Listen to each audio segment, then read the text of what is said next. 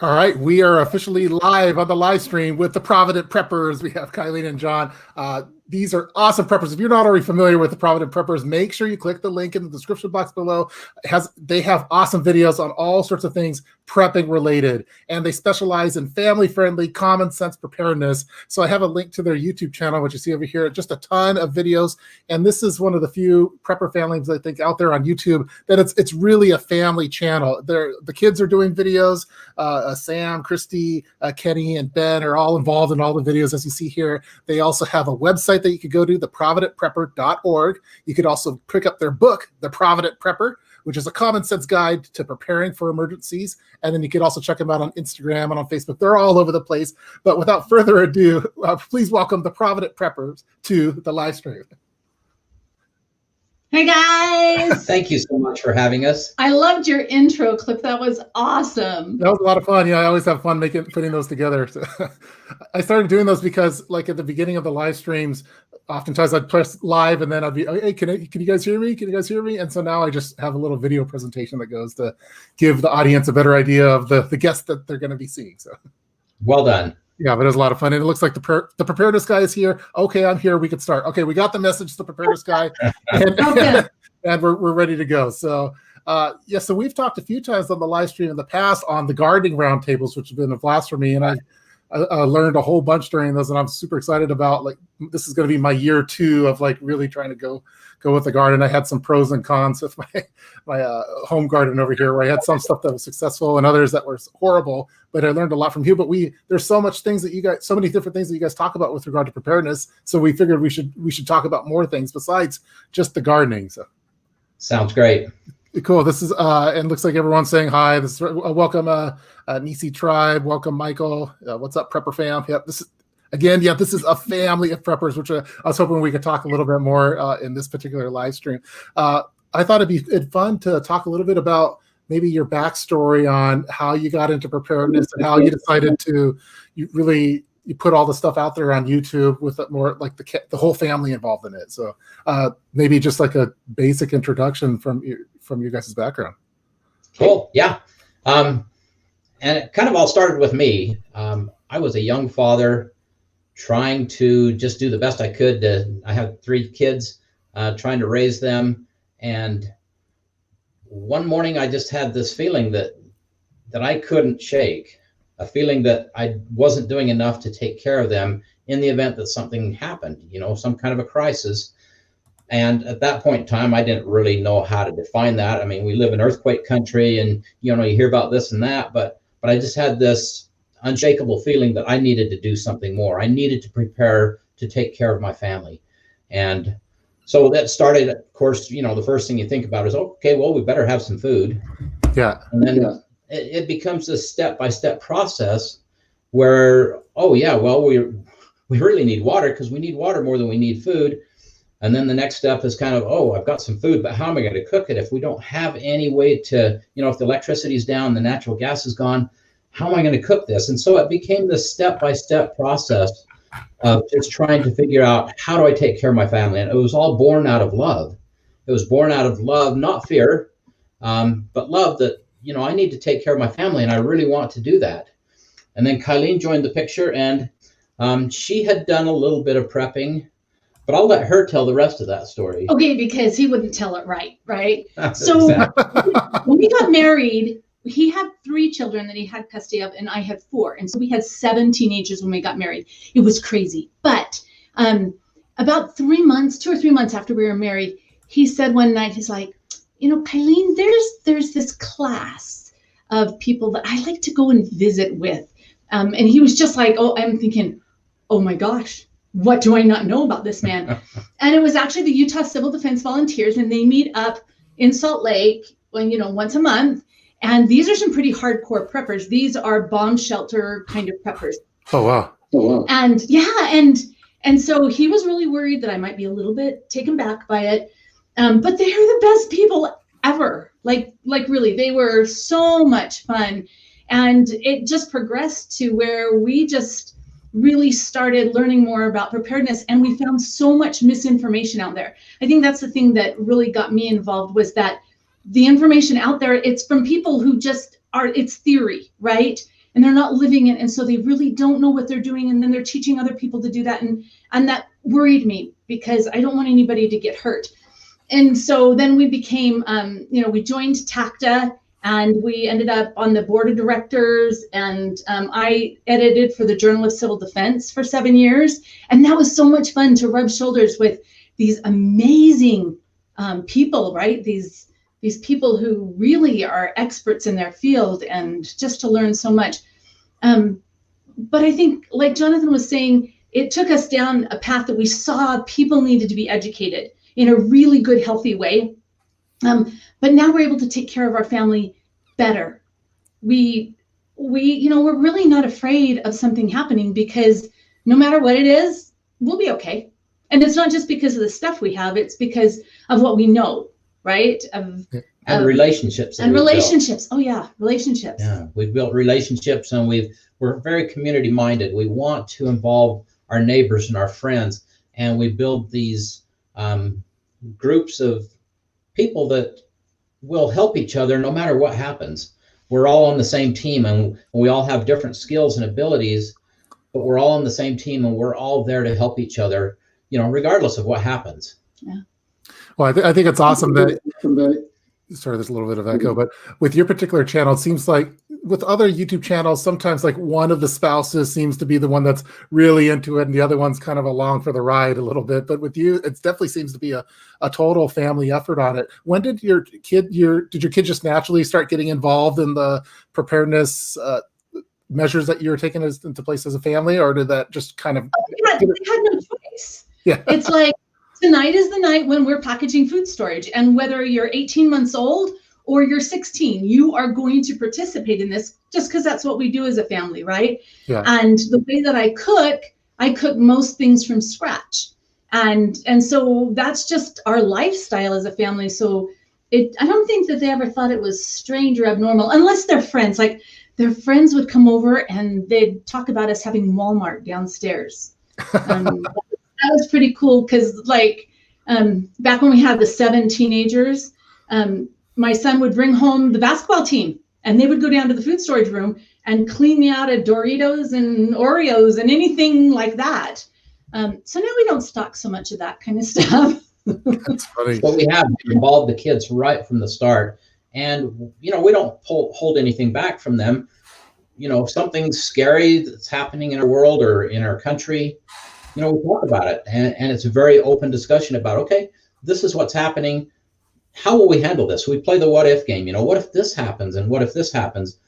And it totally empowers these kids to just understand that, we've got a plan, and we've got a way of working things out, and we're building a future that's where we can help not only ourselves, but help others. And we take a lot of joy in, being part of a community that we're helping each other. And he says we don't hold anything back, but that is not correct. So it's age appropriate, right? You tell a 4-year-old different things than you share with your 16-year-old. Yeah. Right. Definitely. And definitely. So, yeah. But it's funny how the little ones, little ones are concrete thinkers. If they see it, smell it, touch it, taste it, that's what they hold on to. So no matter what the problem is, when you have the little ones, their answer is, oh, we'll be okay because we have our food storage. But it may have nothing to do with food storage. But because that's concrete, these little guys, it gives them great peace and security. Yeah. Yeah. I was just looking over through the channel earlier today and this past week, and some of the videos, they're ones where you as a couple are doing things, some where you're individually doing it, and some that the kids are doing. I was curious, how do you guys plan out like your the videos that you're going to be producing? And then I had a follow-up question too with regard to, is there any method between the color system that you're using on the thumbnails? Does that indicate certain type of videos? So those are the 2 questions I had. Yeah. So the colors on the thumbnails, we have this chart, and so certain things go with certain ones. And Jonathan came up with a color scheme, but most things are gold because the gold standard is what he came up with, and so a lot of our videos are on the gold. So yeah, there is a rhyme or reason to it, but so there's gold, red, and like a bluish color. And there's blue. And hold on, I'll tell you what it is, because I always have to look it up before I do it. But the standard is. I knew it meant something. Blue is communication, cooking, heating, lighting, and fuel. Gold is food storage, home production, medical, root cellars, sanitation, security, and water. And red is disaster psychology, evacuation, family emergency plan, preparedness, and reference library. Oh, you have an orange too, it looks like. Oh, the orange was a new one we just did for little kids. So anytime we do something like that one's a story for little kids. For the little preppers, we came up with that one not that long ago. Yeah. Awesome. So and the other question, I guess, was how do you guys plan out all of these? Because you guys have competing people now on the channel. You have the kids doing videos, yourselves doing videos. Is there some kind of schedule that, is this part of their allowance or chores for the week? Yeah, I'm the boss. Okay, quite frankly, you want to know the truth? The days that I don't want to shower, he has to be in front of the camera. It's just how it works. I'm like, no, you're doing this. She calls them most of the shots, but we try and look out there. We try and see kind of what people need, what people we're answering want. Questions. We've got all these inquiries that come into us, and we try and fit a lot of those to okay, we're getting a lot of inquiries on this topic, so let's address that in a video. Let's make a full-blown video and a post, and let's answer these questions. And so a lot of it is based on the responses that we're getting back. Yeah.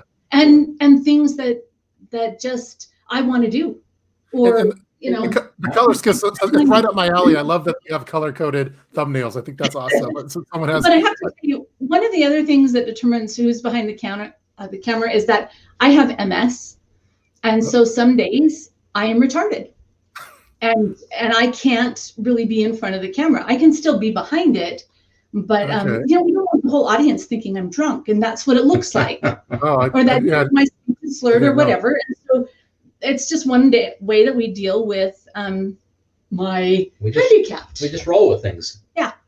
Well, what you're doing is awesome, and I think all the people in the chat room seem to enjoy it too. But I didn't know about that little tidbit behind it. Some people were commenting about the binder. I think I was looking away when you have a prepping binder planning. Is that Kylene? Did you have that nearby?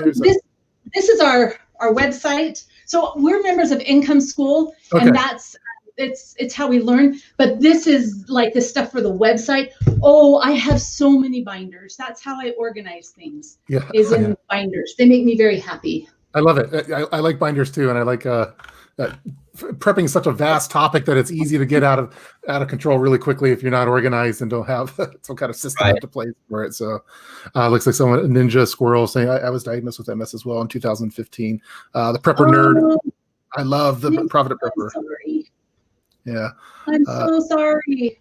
Yeah, they said MS isn't retarded. Don't call yourself names. Okay. I tell her that myself. So. And you know what I say, look, I'm the one. I can call myself whatever I want. Yeah. But my kids tease me all the time because we don't drink alcohol in our home, right? That's not something that we do. And so they're all teasing that they have to be careful about their friends seeing their mom when she's drunk because it's just MS, right? It's just the way that the disease works. Wow.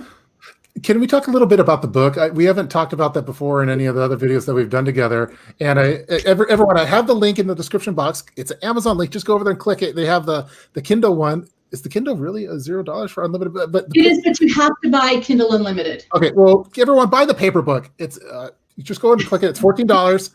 So nowadays that's the cost of a couple lattes over at Starbucks.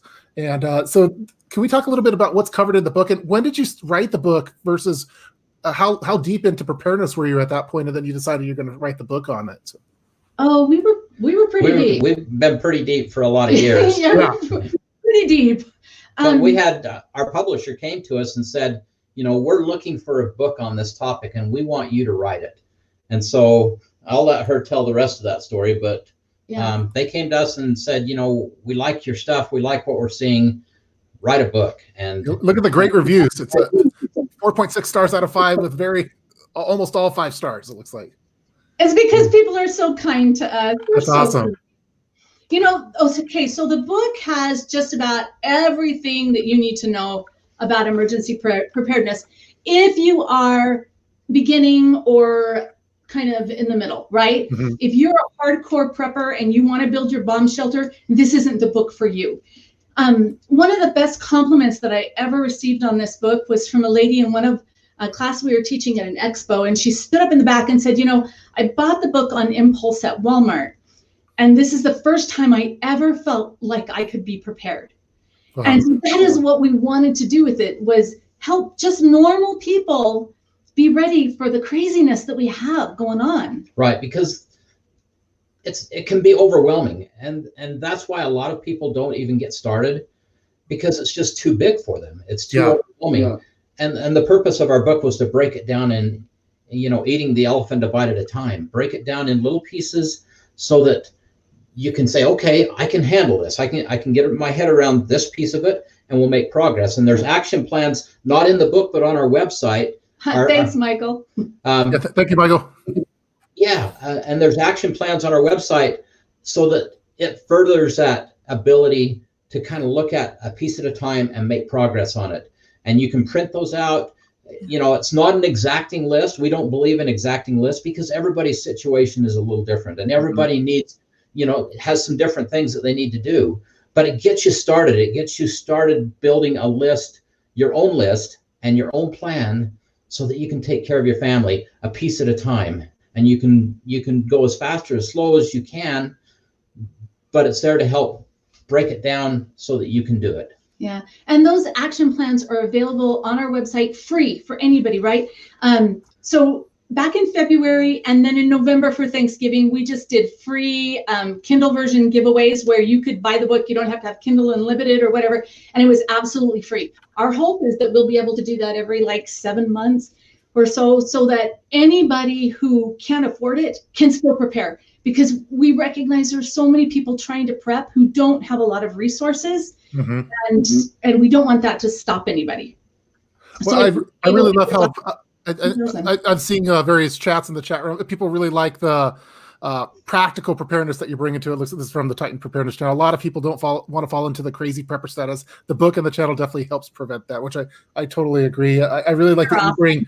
You normalize prepping, and which is a cool thing. It's not, I think, mainstream. Probably even after this past year, I think they still probably consider a lot of this preppers a little crazy. But this is all very practical stuff that everyone should really be doing. Everyone should have some kind of awareness on that, which I really love. I don't see any destruction and fire and hazmat suits and underground bunkers or anything like that. It's very practical, family friendly. Self-reliance, right? Self-reliance. And don't get me wrong, because I think that there are definitely some cases when you would want to build a fallout shelter. Right? I do, and we have toured several, and they are way exciting. They're way out of our budget. I want to get one too. But yeah. But you start where you are, and then you do what you can do, and you do the best that you can do, and it just I think people will find if they do what they can do, they get led step by step to the next thing that they need to do, and they can accomplish it. Have you had a lot of people over this past year come to you as they know that you're preppers and that you're into self-reliance and asking what do I want to start? Maybe they were caught off guard with the stuff that's gone on this past year with everything. What are the things that you would recommend to people that are coming to you for the first time that are just wanting to get into this now as a family? So this has happened to us so many times, and we just started a new series called Newbie Prepper. That's the one we just published, number 5 today, right? Yeah, I saw that one. And the whole thing is just taking somebody who doesn't know anything about prepping and walking them through the process. And so I think the very most important thing that you can do is to do your risk evaluation and really start there, because your risks, Cliff, are probably different than ours, right? Because of the place where we live, or maybe the resources that we have. We live on 1.5 acres, so we're able to produce a lot of our own food, which is a huge, wonderful blessing for our family. And then the next step usually is water. And I have a friend named Beth who actually writes for our site. She is incredible. Wow. And she had talked to me and she said, I don't understand why you preach water so much. Why are you so hung up on water? But she lives in the land of many lakes, right? And she has a river in her backyard. We live in the desert. So doing that risk evaluation really helps you to kind of see where you need to place your resources. And then food is so incredibly valuable. Talking about the very best investment that you can make is to build your food storage. And you don't have to go to a company. It would be nice to be able to lay down a few $1,000s and just have it all delivered to your door. But I don't have that kind of a budget. So we package our own, right? But we have enough food to take care of our family because we've worked at it. We worked at it some more today. Yeah. And I know a lot of preppers nowadays, they're looking at food as a form of currency almost, where it holds its value more than some other forms of currency, it seems like. Yes, it does. There's a lot of currency out there that you can't eat. Yeah. And doesn't do you down good. to it. But one of the things I wanted to emphasize is that, sometimes people think, if I can't do the whole thing, I just won't do it because, and I'm that way a lot. If I can't do the full blown, then forget it. But we all have to learn how to just take little steps, do what we can do at the moment, and then build. So a lot in the news lately, they've been talking about this. People are getting a stimulus check for let's say $600. I know they've been talking different amount of money. With $600, if they came, hey, I want to spend this on prepping, and the Provident Preppers, help me spend this on prepping. Would you have them then focus solely on food and water, or would you try to diversify it further? Oh, it all depends on what they have already, right? And where they are. Yeah, let's say in your region. It's so hard. Yeah. Because I would want to make sure that everybody has some type of a rechargeable solar flashlight, right? I mean, that's just, you need something like that. And so there's some basics like that where I wouldn't spend it all on food. If you don't have a way to cook, thanks, Bill. If you don't have a way to cook your food, maybe you need to spend some of that money on a way to be able to cook it. And if you need, like if you have some medical needs, perhaps you're on a CPAP machine at night. Well, then maybe suddenly backup electricity is really important for you. And it's just, you need to tell me your circumstance, and I say, okay, this is where we start. Yeah. But definitely food is incredibly critical, and water. I too would have your basic meds. Make sure that if you're on prescription meds, wow, you need to really stock up a little bit as you can. But just some of those over-the-counter things. Think about like pain relievers and antihistamines and different things that don't cost very much, but could sure make you a lot more comfortable. Yeah, that's one of the harder ones as far as my preps, because we're pretty good on the over-the-counter medications, but because I take prescription medication for my heart, because I don't know if I've talked with you, I had chemotherapy back when I was 20 years old, and so because of that, it gave me a congestive heart failure, so I have to take medications for that. And so if that were to run out of that supply, then I'm in a little bit of a pickle. So I've had to work with my doctor to try to get 90-day prescriptions, and then sometimes even paying out of pocket instead of through the insurance company. But that's definitely one that anyone that's taking prescription medications should try to work with your doctor to see how you could get a little bit of a nest egg built up. Because and you make a really great point there. Sometimes we just have to brainstorm this a little bit. We just have to think outside the box. We have to, because there are a lot of doctors that will work with you. Yeah. Some won't, but a lot of them will. If you explain what the purpose is and you have a relationship with them, they'll help you out. And you do have to find some ways to solve some problems sometimes.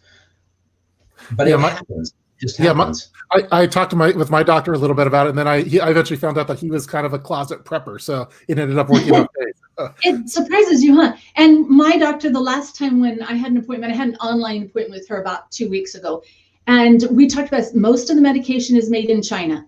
That's just part of the reality of it, right? So I talked to her and said, okay, if this medication that I have to take every day, if I can't get any more, how do I wean myself off the safest way possible? And so we came up with a plan of, okay, if you can't get any more, this is how you do it and limit, the effect that it has on you.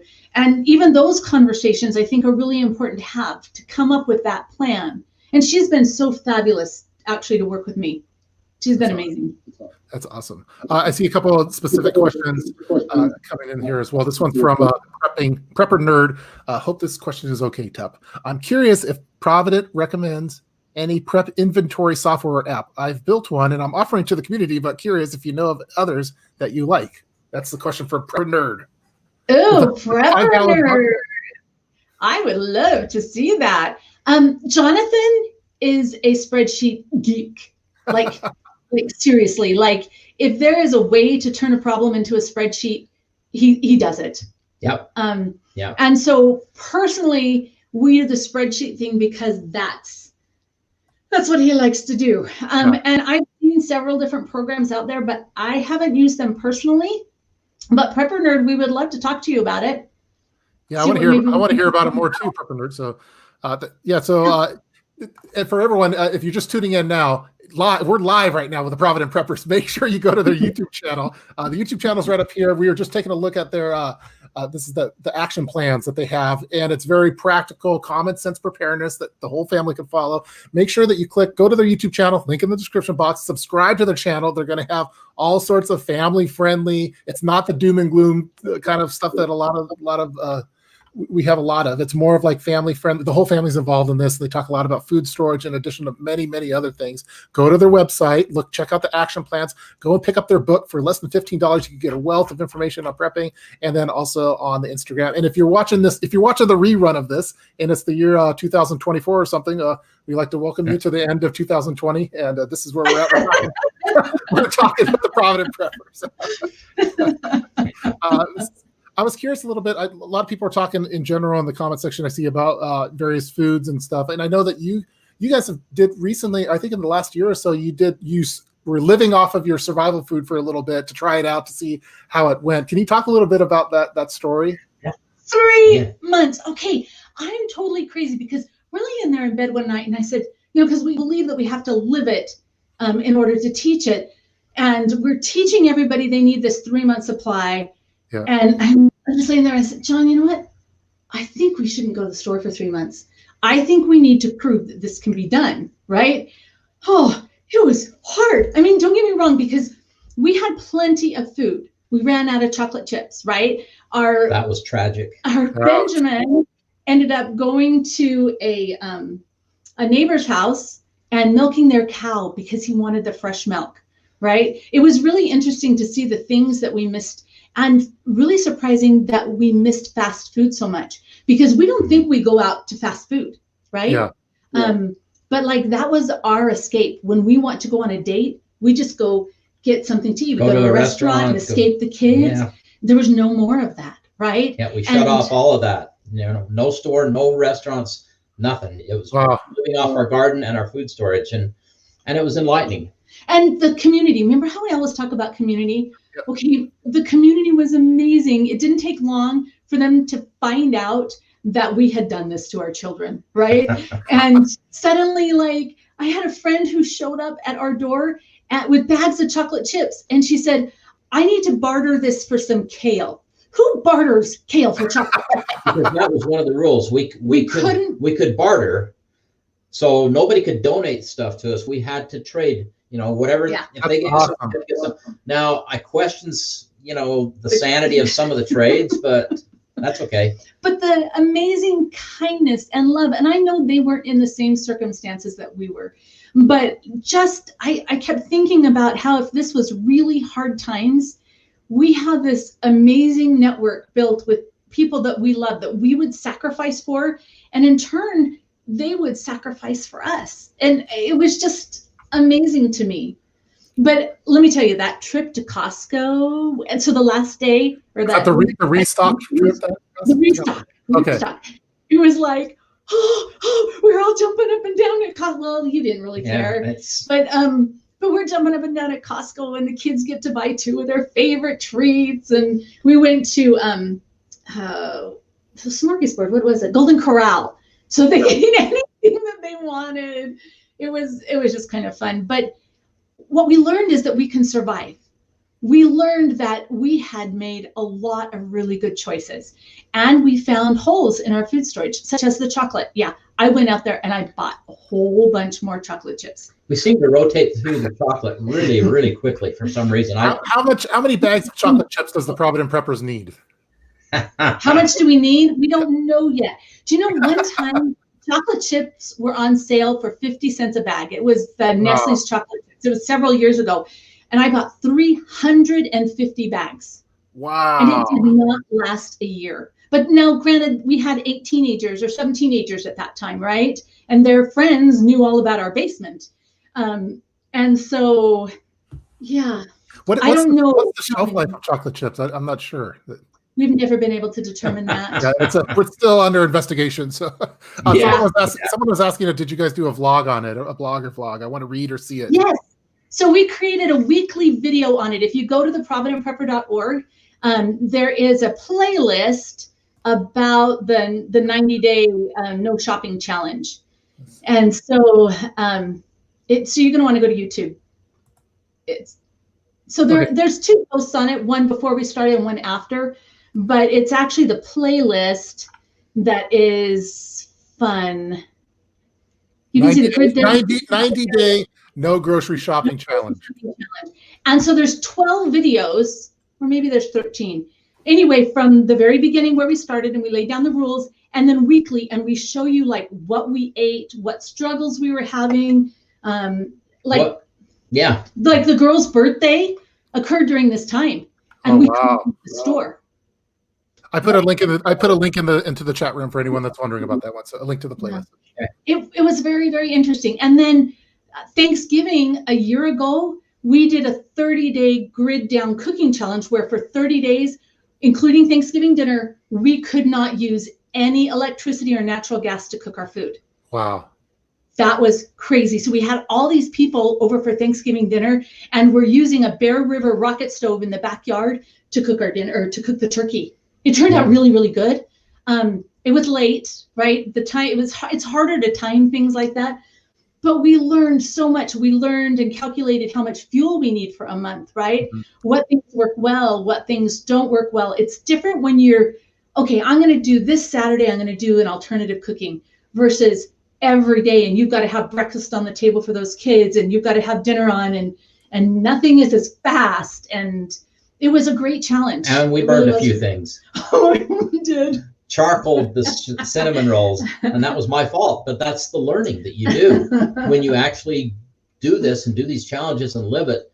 You find out what you don't know. Yeah. How much fuel did it take for you to prepare all these meals during the 90 days then? Oh, there's a spreadsheet on that. Spreadsheet, good. There is a spreadsheet on that. Awesome. And it's on the video, and it's on the video. Okay. Yeah, it's on both places, so you can see that. Okay, so I put a link in the chat room. I'll put it at the end. If you're watching the rerun again on this one in 2024, I'll put the link there in that one as well. So here's the playlist. It looks like it's probably at the bottom. Oh, let me see. I don't have it on the screen. There we go. Okay, there we go. Let's see. So at the very end of it, if you guys want to watch this 90-day challenge, this is an awesome challenge. I normally do. Oh, we have a bloopers as well. So oh, the blooper reel. I want to watch that later. So.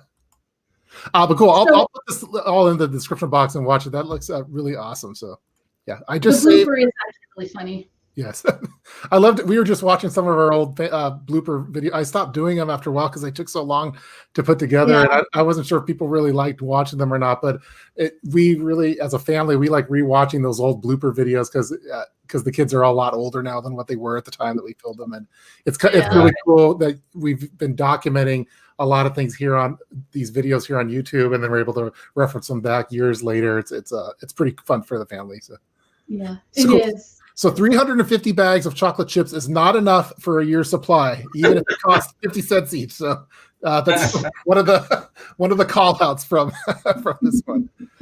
And I really did think we would figure out how long they really last, but they were gone before we could figure that out. So that's amazing. Yeah, we don't have anywhere near that, so I think I'm gonna have to up my chocolate chip. Only if you want to barter with us, right? Yeah. And if you want, don't be liquor and cigarettes aren't going to help you. If you want to barter with us, you store chocolate. Okay. You gotta know your bartering friends. Over this past year, when like right when COVID hit, we were getting into gardening, so we stocked up on a lot of like potting soil, real nice soil. We got like 15 yards of it, and then no one else could order soil in the neighborhood because all those places weren't essential businesses or whatever. So we were doing a lot of bartering with neighbors where they wanted to come and bring up. We had a certain bartering system with certain neighbors where they could get a bucket of dirt for blueberries or for apples or something. And so I thought it was good. I thought it was good practice. Yeah.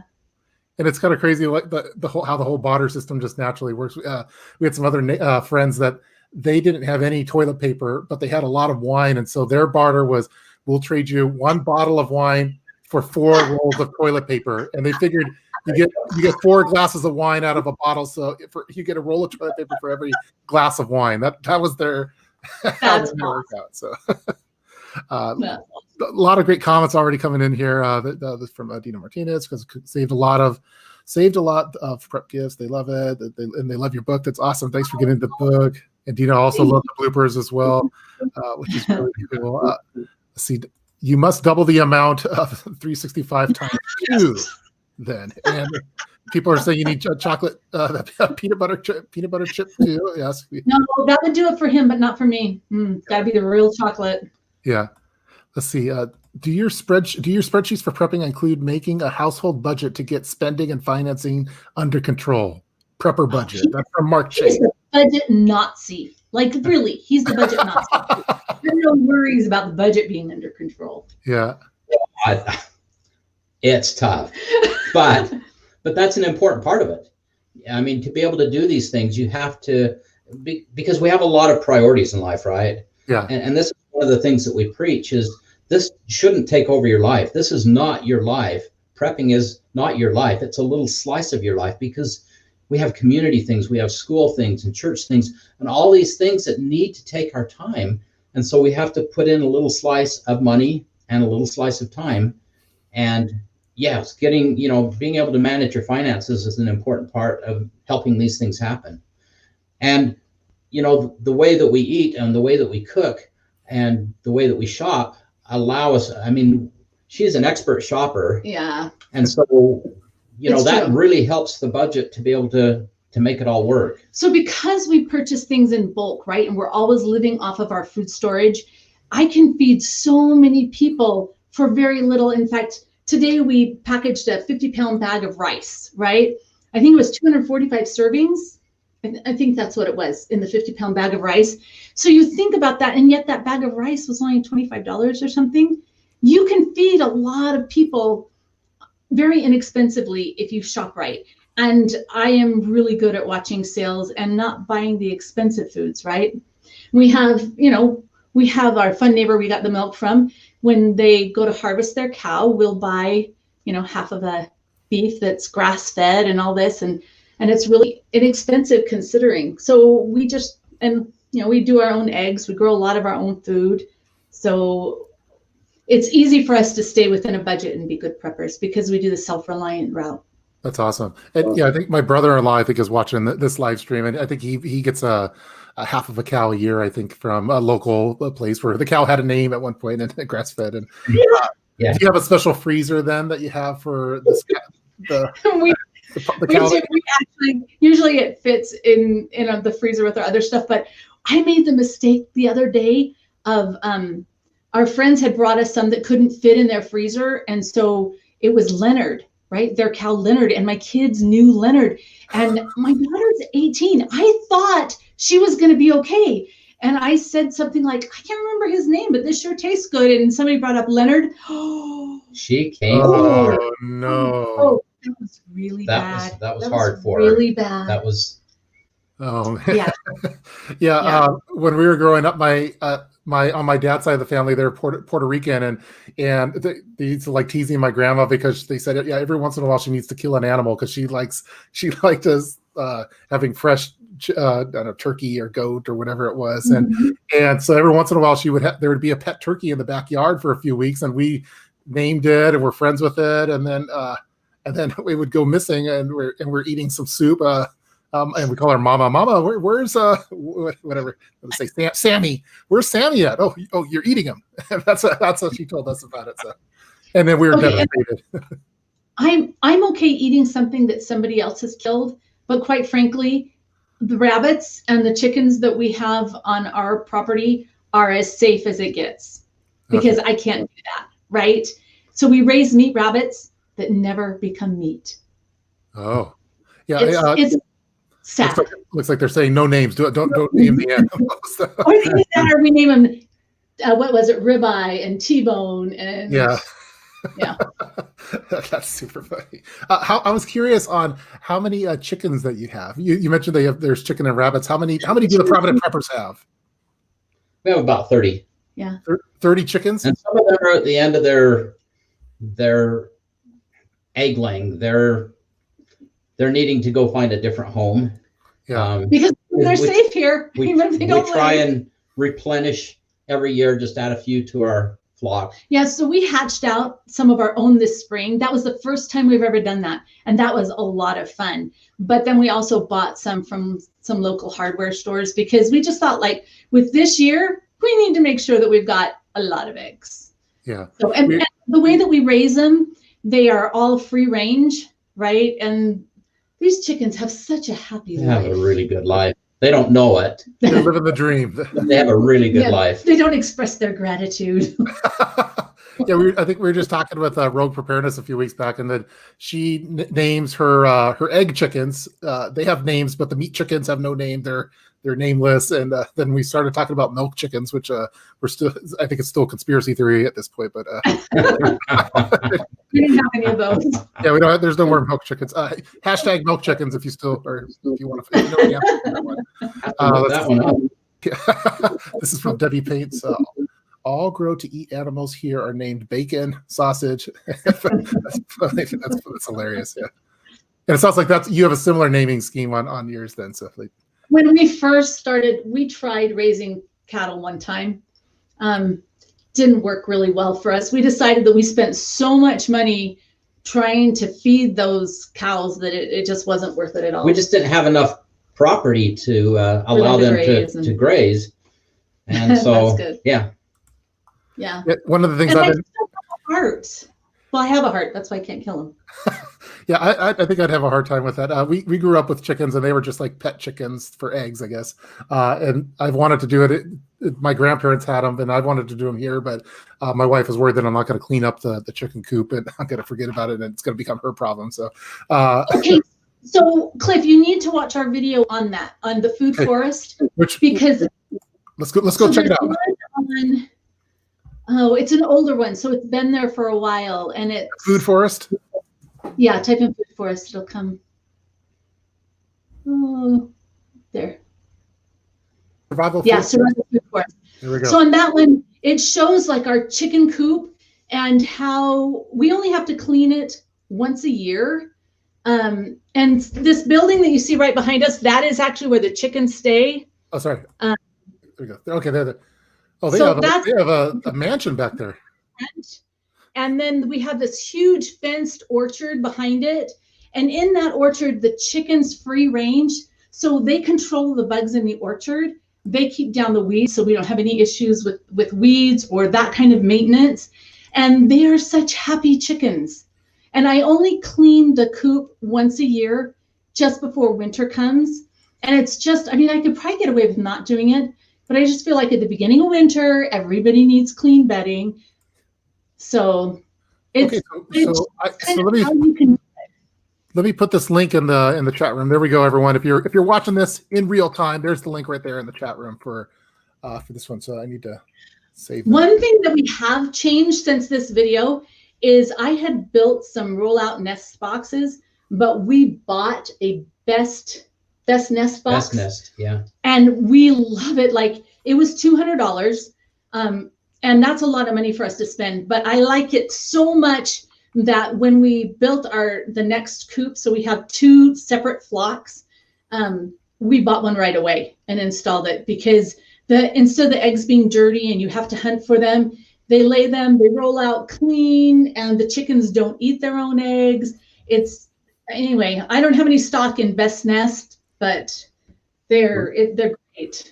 So Best Nest, you should be a sponsor for the Provident Preppers if you're watching this live stream. We're giving some plugs here. This is from Prepper Book Club. We raised 2 turkeys for Thanksgiving one year that were named Captain Kirk and Mr. Spock. Awesome. That's awesome. This year, we have some neighbors that they have their chicken coop, and so I did a trade we did some bartering. So I got some fresh chicken eggs, and I have them stored now in a mason jar with lime salt, or to try to see, because I heard you could preserve it for 12 to 18 months. So in 18 months from now, I'm going to try them out, see if they're still yeah. That's kind of scary. Yeah, I thought it was a little scary, but I see people do it online, so now I'm curious if I could do it. Just because somebody else does something online doesn't mean But it might be a great idea, and it might work really well. So I'm going to try freeze drying. we'll want to report. Yeah, there'll be a video in the year 2000 and early 2022, I guess. So we'll see, if we're still around here. So there's many people raise animals, trade them with other producer. When the animal gets processed, it cuts down on kid trauma. That's yeah. There we go. Good idea, Mark. Yeah, good idea. That's a great idea. Yeah, my free range through. Cool. So this is great. Yeah, when we went into this live stream, he said, okay, let's talk about like introduction. Let's just go from there and go from what the chat room says. So that's where we're going here. So this is from Tried Goats and Lamb for thank you for the super chat for 223 caliber. It looks like so. No, wait. You know why I don't do goats? Because they say, Mom, Mom, Mom. And I can't handle it. I have 11 children. I don't need goats calling me too. Yeah, that was a problem in Silence of the Lambs too, I think, right? With Clarice. No. Let's see. This says Patriot Games. Do you guys have firearms? You seem too nice to get mean. That's funny. We're not huge firearm proponents, but and we think that's a very individual decision. We do have some firearms. We enjoy shooting them. I have a concealed carry. Yeah. Don't underestimate the face. If you come to cause harm, you will meet a painful demise, but we would much rather feed you than hurt you. Yeah, what I like about your preparedness channels, like when you go on let me just bring up the YouTube channel again. Guys, if you're watching this in real time, if you just hopped on, we're talking to Provident Preppers here. And what I like is that a lot of prepping channels, or a lot of channels in this kind of genre, I guess, firearms is a major component of it. But I'm scrolling down here and I don't see anything with regard to firearms because it's just one little aspect. For me, it's one little aspect of preparedness. It's like having a whole channel on screwdrivers or something. It's there's a lot of different things about prepping. For me, I categorize that with tools, and I don't do too many videos on hammers and on saws either. So yeah. But yeah. So yeah, we may look nice, but see this person. We are. That's our first priority, right? Our first priority is to be Christ-like and to love people and to serve them and to feed them. But I do have a box of gloves, and if somebody comes to the door and they want some food, you bet. We'll feed you, but here's some gloves. Let's go work in the garden. Let's go work in the yard. Let's, all this takes some work, and I think everybody appreciates it more if they've worked for it. If they can be a part of helping to make the problem better. I think people will be. At least some people will be very receptive to you bet. Yeah, I'll come out and help. I'll weed the garden. I'll, do some of these things. And those who aren't willing actually just won't survive long. When things get really bad, there are enough people out there that just aren't going to put up with it. Yeah, right? There's some funny comments coming in right now. Well, first people say people sometimes mistake kindness for weakness, and then this is from Northwest. With 11 kids, that'll be a lot of people shooting at you.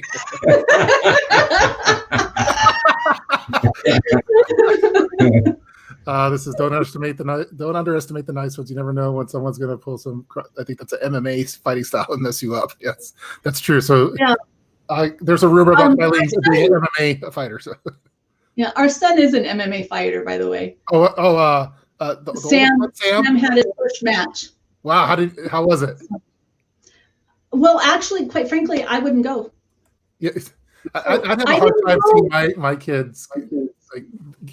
So I supported him in his preparing, right? And he's taken karate ever since they were little, right? I mean, we are very much into making sure that we can defend ourselves. And I've taught Rad Kids, which is a children's self-defense program at the elementary school for years. But I just couldn't do that. And so I still haven't seen the fight. But I took him to the emergency room last night because he put a drill through his hand, right? And he was really funny. He goes, I haven't seen this much blood since my fight. I'm like, oh, you guys.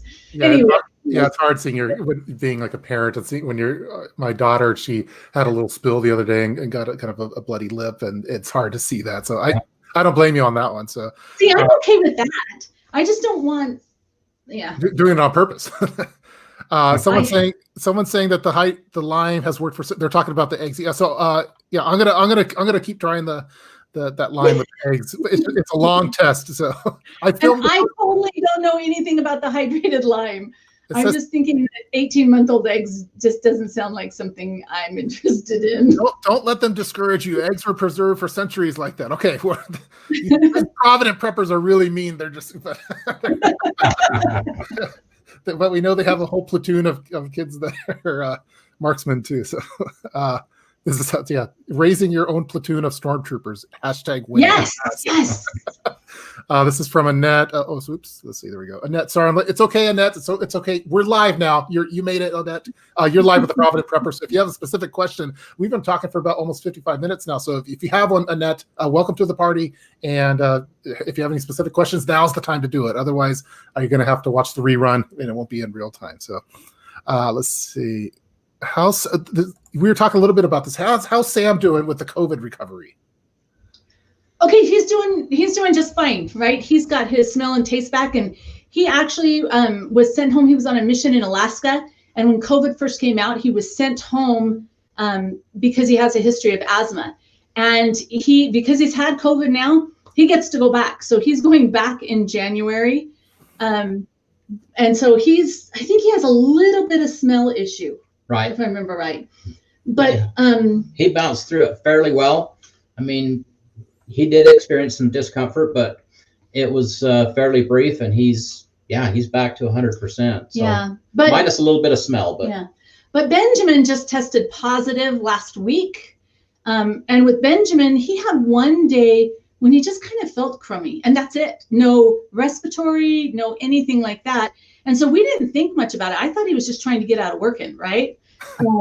But then last Monday, he said that he couldn't smell and taste. So like, oh no. So we took him in and got him tested. He tested positive.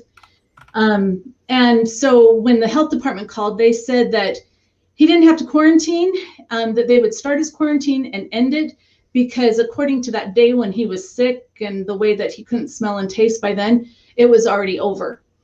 So we all went and got tested yesterday just because, okay, well, Ben tested positive, but we're in close proximity with him, right?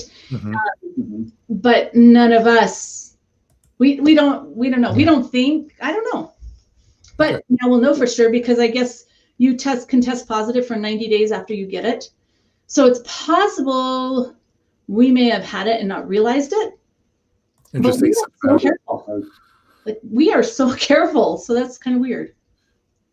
Yeah. So let's see. Well, I'm glad that everyone seems to be feeling okay, and it looks like Ben's recovering. Or Ben's the youngest kid, right? Is that the youngest son? Yes. Yeah, he's 14. 14. Yeah. Cool.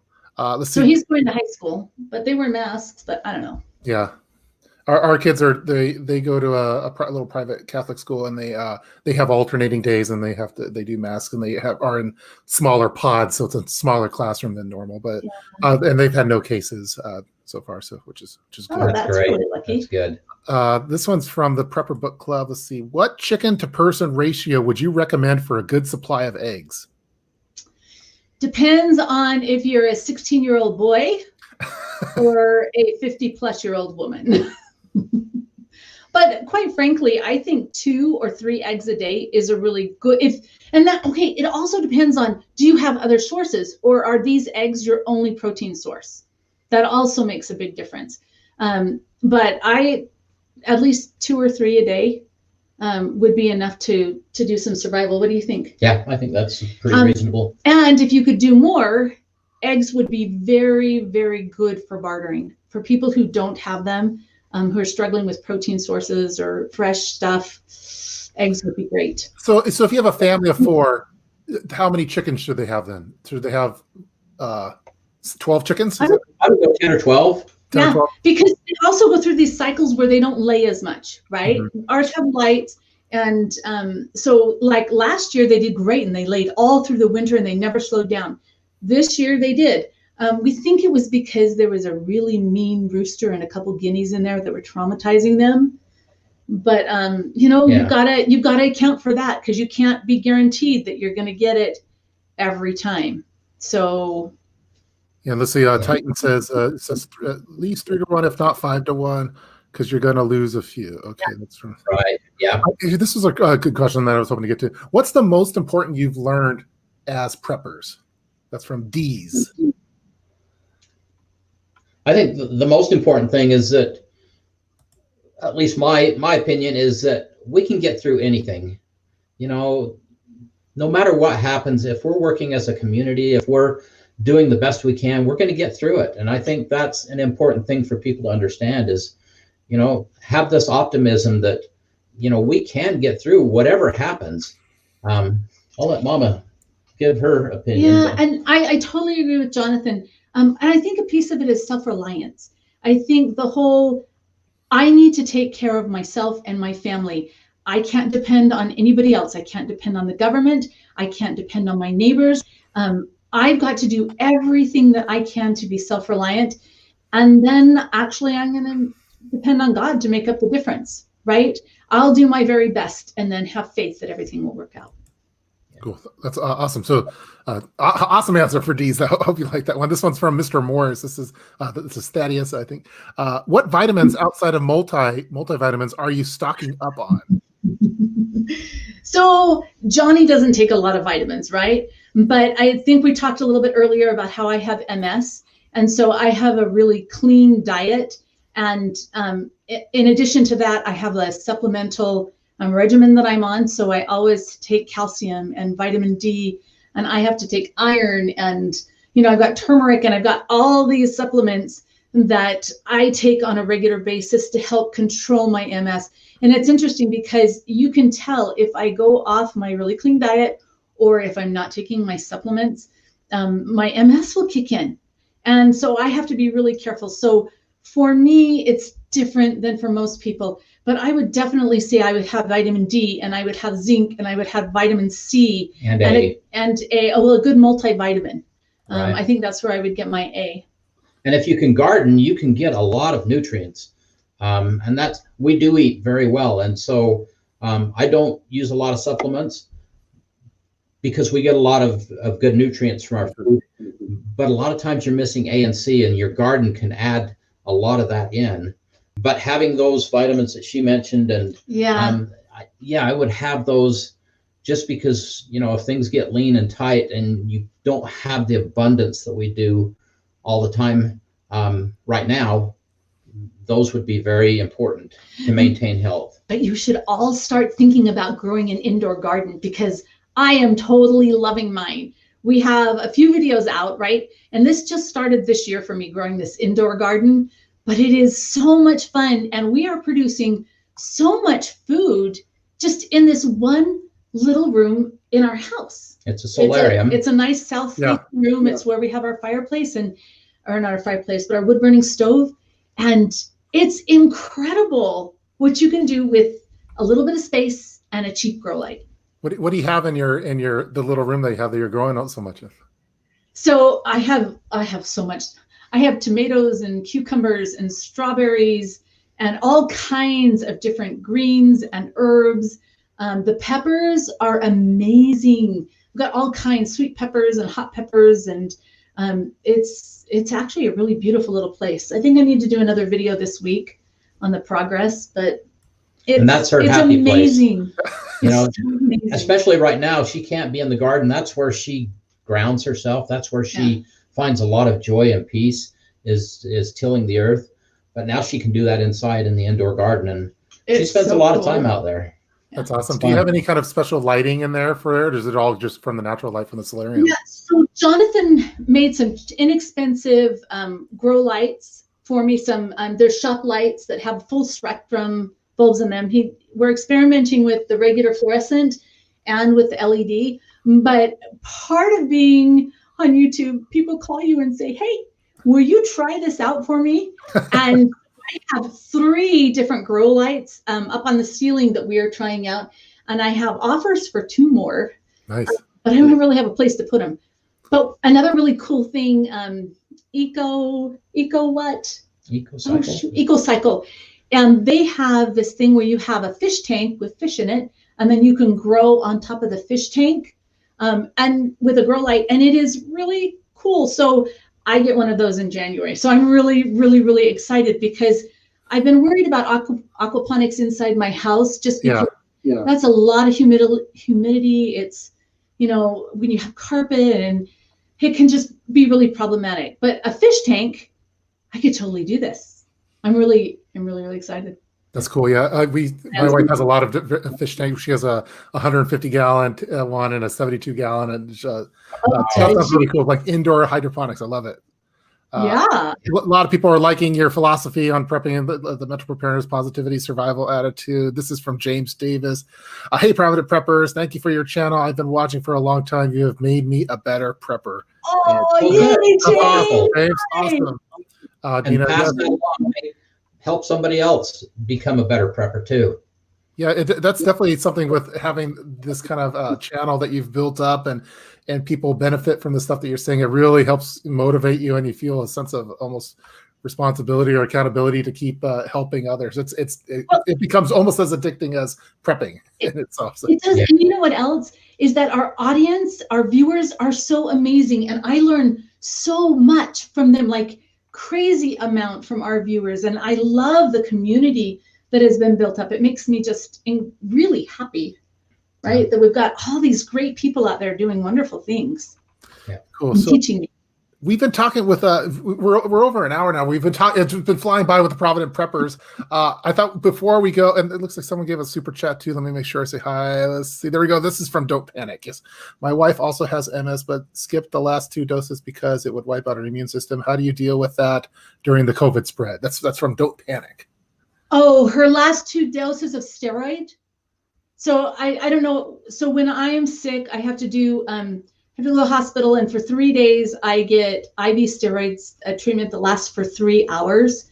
And I totally understand that, because when you get those steroids, you have no immune system anymore. And so it's really kind of terrifying. So quite frankly, my doctor is doing a great job. She has been willing to let me try a dose of oral steroids for the next time that it happens, to see if perhaps I could take enough orally that we could arrest it and still keep me away from people. When I was in the ER last night with Sam, because of the drill in his hand, they brought in an active COVID patient right next to us, right? And they're in these suits with the respirator, you know, in back of the hood, and I'm just thinking, oh, this is really bad for me, right? So staying out of the hospital for us with MS, because the immune situation is hard, and I'm sorry she's dealing with that. I hope that her doctor is willing to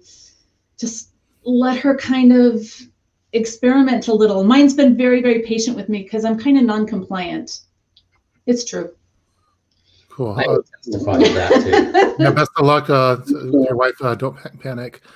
So we've been talking with Provident Preppers now. Again, if you're just tuning in now, we're a little late, but it's okay. You're live with us right now. So I have the link in the description box for the Provident Preppers channel. You can go to their YouTube channel. As you can see, they're awesome people. They have an awesome family. They put awesome videos out there, and it's all practical, family-friendly stuff that the whole family's involved in their channel, which is really, really cool. You could also go to their website, which I think I have here, the providentprepper.org, if I can find it again. There we go. And also make sure you get the book. The book's over here. It's only $15. Practical, common sense guide to preparing for emergencies. You could also check them out on Instagram, in addition to all over the place. They're all over the web, and they're awesome. So I thought we could kind of wrap this up with how about rapid fire Q&A? So I know that I'm backlogged a little bit on some of the chat room stuff, and so I thought maybe we could do a quick rapid fire round, and then I'll let you guys get to things that you have to do. So. Here's rapid fire with the Provident Preppers. So this is from Patriot Games. Do you have a guardian dog for the livestock? No. Okay. No. Stu Leathers. Even though you don't drink alcohol, do you store any for barter? So I don't store any for barter, but I make tinctures where you pour the alcohol, like the vodka, over the herbs, and that draws out medicinal properties. So I do have vodka, and we have Everclear that we use for a fuel, a cooking fuel. That could ended up being a barter, but quite frankly, I'd rather barter other things, because if you need alcohol really badly, Maybe you're going to worry me just a little bit. Maybe a little bit. What are your 2021 goals? That's going to be a hard one for Yeah. I think we just want to keep helping people. We know we live in challenging times, and based on everything we're seeing, I'm not sure things are, now this may sound pessimistic, but realistically, I'm not sure things are going to get better real fast. And so many people need to be a part of the solution. We have, our philosophy is, in any situation, you're either part of the problem or you're part of the solution. And if you're not part of the solution, you are part of the problem. And we want people to understand that they can do things, they can help, they can, even if it's only a little bit, you're better off than where you were before. So that's one of my goals, is to just keep encouraging people. Of course, we will keep learning, we will keep growing in our own planning and in our own efforts, but we really want to help more people. Mine is to triple the size of my garden. Wow. That's 2021, guys. Stay tuned for the Provident Peppers. Make sure you subscribe. Check that out. The triple the size of the garden. Let's see. Yeah, and the chocolate, yes. And the chocolate, yeah, we already agreed that we're going to double the 365 on that one. Looks like people want progress on the indoor gardens, which we'll do. Let's see. Did you guys see the video that we did on the spider farmer grow light? Because in that video, one of the really cool things about it was we were reviewing the light, but we also took peppers from our garden and we tried them in different ways. So I had some growing in a window, one growing on the floor that didn't get any supplemental light, one under the grow light, and then one under the cheap shop lights. And we compared the growth of all four of those. And I think that was really cool. I think it says spider farmer. Spider farmer, yeah. There it is. Yeah, but so that one's really cool. But or grow peppers indoors. I'm sorry, it's the grow peppers, and is that the one? I don't remember. I do so many of them. This one looks like I see lights here. Grow peppers indoors. Anyway, okay. I'm gonna copy it and put it into this week. So yes, more coming. Cool, more coming. So let's see, I included that in the chat room there. This is Prepper Book Club. I really like your channel, just for the positive outlook in your videos. It's refreshing versus all the doom and gloom sometimes we get in preparedness. So. Thank you. Let's see. This is from just a few more questions over here, then I'll let you guys get going. Do any of your children live in urban areas, and if so, do they practice preparedness? Yes. We have children. Can I say where they live? Yeah. Okay, so we have children that live in the Phoenix area, which actually terrifies us in some ways, especially John, because of the whole water issue. And in the summertime, like, you can't live without electricity because it's so hot there. The city is very densely populated. And yes, they do practice preparedness, nowhere near the level that we do, right? Yeah. But they do a really good job of having things planned out and having their basic supplies. And yeah. Thank you so much for the super. Thank you, Tup and Provident Preppers. Yeah, well, thank you for watching in real time. This is awesome. This Nisi Tribe is also. This has been a good live stream. Thank you. You're very welcome, Nisi. Thanks for watching it. Thank you. Let's see. Thank you for the positive, cheery chat. It's a nice change of pace. Yeah. Well, prepping is oftentimes it can kind of be a downer on a lot of the topics that we talk about. So it's always refreshing for me, at least, to have fun with it, even though sometimes the topics aren't the funnest. Let's be optimistic. I mean, let's look to the future with hope and optimism, and that frees us up to do a lot of things. If we're living in fear and we're focused on the negative, it paralyzes in many cases. And so, it's great to be positive and to look to the future and look to the best.